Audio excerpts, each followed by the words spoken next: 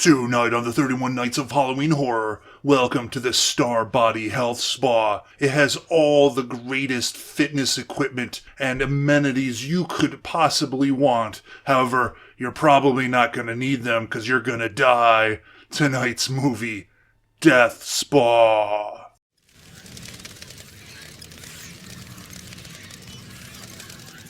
Hello everybody, and welcome back to another episode of the 31 Nights of Halloween Horror! The year of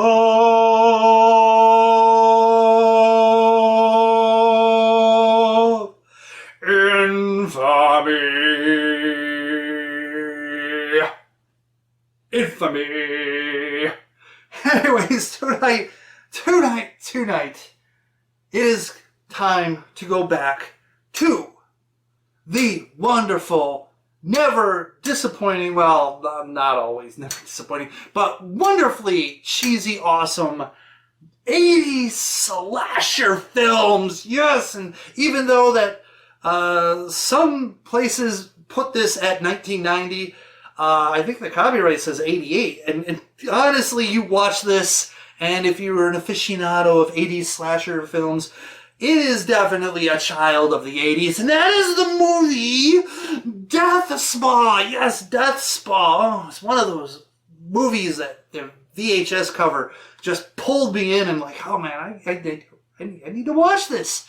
Death Spa. So what is Death Spa about? Well, it takes place at, I believe it's the Star Body Health Spa, which is just so happens to be able to spell out Death Spa if certain things in the neon lights break out, which is, you know, a nice little thing at the beginning. Anyways, so it starts off at this spa, this health resort. It's more like a gym that has a swimming pool. It's a really full-fledged complex because it's got like a freaking pool.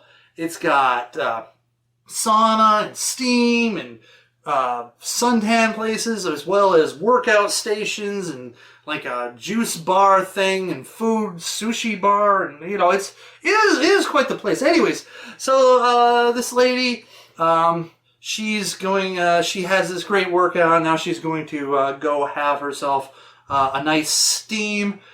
She's the only one left in the building, and then all of a sudden, chlorine gas starts coming out of the vents, and she's like, of course it's burning her, and she's trying to get out, and she ends up breaking the window, and just so happened that one of the managers came back and found her, and of course, you know, now she's in the hospital with all these chemical burns, and so the police, of course, have to investigate this accident, and so we find out that this whole place is run by this wonderful computer program, this not only program, but this computer system with cameras everywhere and all this stuff. It controls the resistance and things like that. And it's run by this guy who is the brother-in-law of the owner.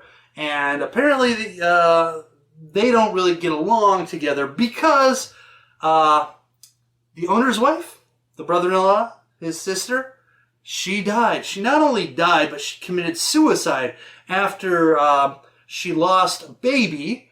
And so there's like this sort of animosity between each other.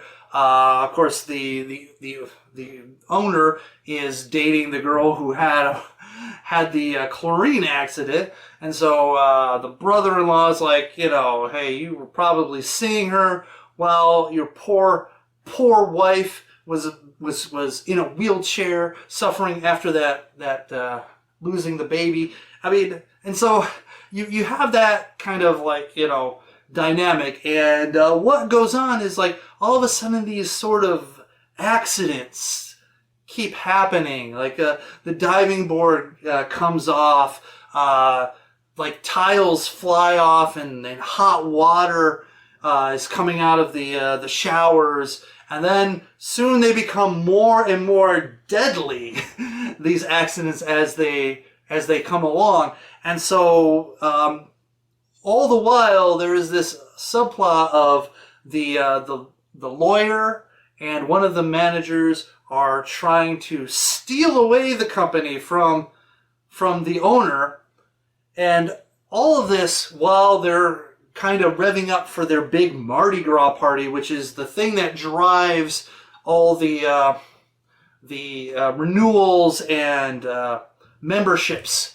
So everything's, kind of like falling apart before we get to the big bam, the big good thing, the big party. And so you're trying to figure out, like, well, what's going on? Who's doing this? Is it the computer's malfunctioning? Or is somebody more nefarious using the computer to do something? Or is it something above and beyond all of that? Well, you kind of get it spoiled by the movie itself in the way, but I'm not gonna do it right now. I'll just let you watch and then be like, oh, okay, movie, you pulled, you told us too much, way too early. Anyways, so actually, watching the trailer basically tells you everything that's going on.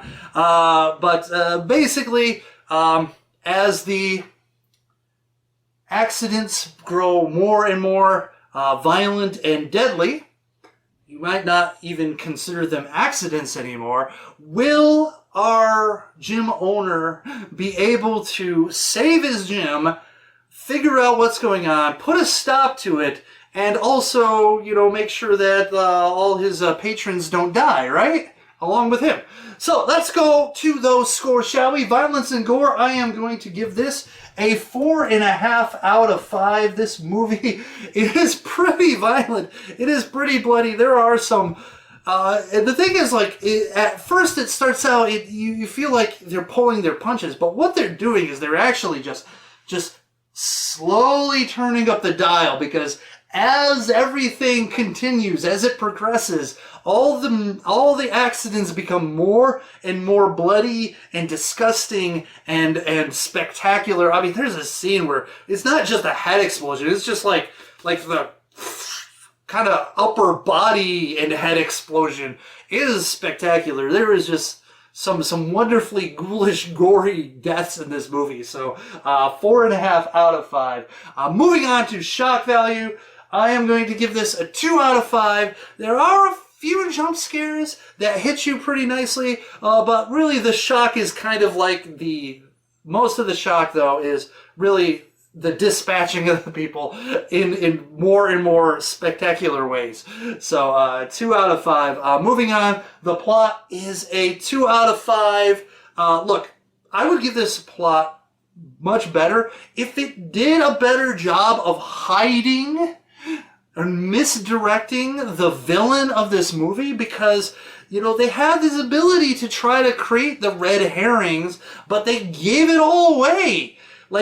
So it could, they could have had ideas of oh, this person and dealing with these issues, or you could put the pin, the suspicion on these people because of what they're trying to do. I mean, there's all these other things that could be happening that could be the culprits, but because you just basically go out and show this is the person, this is the thing that's happening, it loses a lot of the fun of trying to figure out who it is and what's going on. And, having the fun of going, I bet you it's this person. Oh, they push their bits on this person. And things like that. Have a bit of ambiguity. Right? But they just really this is what's happening. And so I'm gonna be a little brutal on it, because of that. So, also, in real life, the place would have been shut down. After the second accident, maybe even third, it shut down. The health department would shut it down. The cops would shut it. The movie ends right there. Anyway, so I'm just gonna put it at 2 out of 5. Disappointing in that aspect. They really could have upped the tension and the mystery, but It is what it is. Acting, I'm going to give this a 2.5 out of 5. It is your average 80s slasher acting where you have some really bad, some okay, some nice. I mean, I like the police officers. I think they did a nice job, but like there's just, it's overall, it's just average, nothing spectacular, nothing special. So moving on to Nudity. Nudity is going to be a 3 out of 5. It's not necessarily because it's all over the place. There's definitely the whole quality versus quantity type of situation, but there is this group shower scene. Of course, they're getting attacked by flying tiles, but anyways, there is a plethora for your eyes to behold. So 3 out of 5. Moving on to enjoyment factor, it is a 4 out of 5. It's just such a fun movie to watch. It's so entertaining. It's so fun. It's so nostalgic. It feels like an 80s movie. It hits all these great buttons. The big problem though is just, the plot. They really needed to just sort of not give away the killer immediately. Well, not really immediately, but really, really early on, when they could have really developed a bunch of red herrings and had you guessing. But anyways, that's really my biggest complaint is that. So 4 out of 5. Really fun, really enjoyable movie. I suggest you watch it, especially if you're a fan of 80s slashers. Moving on to my overall impression is a 3 out of 5. I think it's up there with the slashers, the good slashers of the genre, and really, maybe somewhat underrated. It's kind of late in the cycle, I guess you would say, but definitely, I say like one of the more enjoyable slashers out there. It's not like top tier, but still in that upper tier area. And I think, if you have the chance to watch it, you could, I think some streaming services like Vudu, you can watch it for free with ads, but, I think it's something worth checking out. 3 out of 5 overall impression. And that leads to an average score, which is also a 3 out of 5. Who would have known?